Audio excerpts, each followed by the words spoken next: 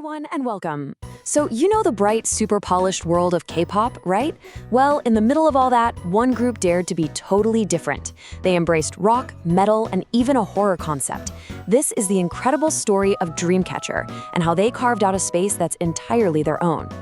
I mean, that's a pretty bold title, isn't it? The face of rock in K-pop. This is seriously how so many fans and critics see them. And it's a reputation they earned by building this really specific, powerful sound that sets them apart from pretty much everyone else out there. So, that's the big question we're diving into. How in the world did a girl group, in an industry famous for bubblegum pop and bright, upbeat anthems, become the undisputed face of rock and metal? Well, their journey is basically a masterclass in how to strategically reinvent yourself. To really understand Dreamcatcher, we've got to go back in time. Way back to when they were a different group with a different name and a completely different vibe. Let's talk about what I like to call the Minx predicament. Yep, before they were the Dreamcatcher we know and love, they actually debuted as a group called Minx. The lineup had these 5 members: Jiu, Sua, Sion, Yuyeon, and Dami. And look, they were super talented, they had all the energy in the world, but they were facing a huge challenge. And here's the thing, they had a massive problem. The K-pop girl group scene is one of the most competitive, most saturated markets in the entire music industry. To have any chance of succeeding, you have to be different. You have to stand out. And Minx, well, they were really struggling to find that unique edge. And this slide just lays it out perfectly. It really gets to the heart of the issue. The whole concept for Minx was way more, conventional. The typical bright, cute K-pop girl group image. But their future, as we now know, was in the complete opposite direction. Something darker, something unique, with a sound that you just weren't gonna hear on mainstream radio. Okay, so this brings us to the most critical part of their story. The moment they decided not to just give up, but to completely reinvent themselves. And I'm telling you, this wasn't just a comeback, it was a total strategic rebirth. The big turning point happened in November of 2016.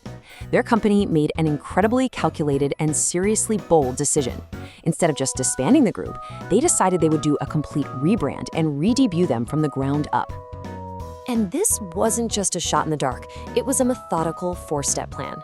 They didn't just change one thing, they changed literally everything. It started with a new name, Dreamcatcher. Then they brought in new members to change the dynamic. They introduced a radical new concept, and finally, a completely fresh debut. First things first, the number. The group expanded from 5 members to 7. That might seem like a small change, but it created a fuller lineup and a whole new energy. And here is the final 7-member lineup. The original 5 members were joined by 2 brand new faces, Han-dong and Ga-hyun. This new combination was ready to take on a completely new identity. And at the absolute heart of this new identity was the sound. They leaned way into a darker, almost horror-themed concept, and they blended heavy rock and metal with that polished K-pop production.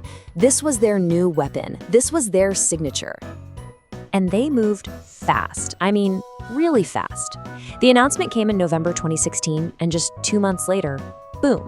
On January 13, 2017, they officially debuted as Dreamcatcher with their first single album, which was perfectly titled Nightmare. So after all that, did this massive risk actually pay off? Oh, you bet it did. This next part is all about the incredible results of that bold reinvention. The immediate result was that people really started to notice their sound. It got critical acclaim. This unique mix of genres wasn't just some gimmick. It was powerful, it was well-produced, and it gave them a signature that no other group had. Now, this is where it gets really fascinating. Look at how their popularity broke down. While they have a solid fan base in their home country of South Korea, that non-mainstream sound absolutely exploded with international audiences. They found this massive, passionate fan base all over the world.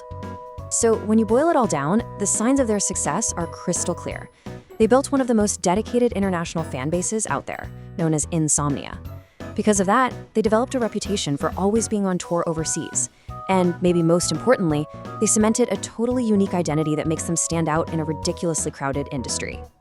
And that leaves us with one last big thought to chew on. Dreamcatcher proved that you don't have to follow the dominant trends to be successful. So by taking that huge risk and embracing a niche concept, did they accidentally write a whole new blueprint for other groups hoping to find their own path in K-pop? It's a pretty fascinating question, isn't it?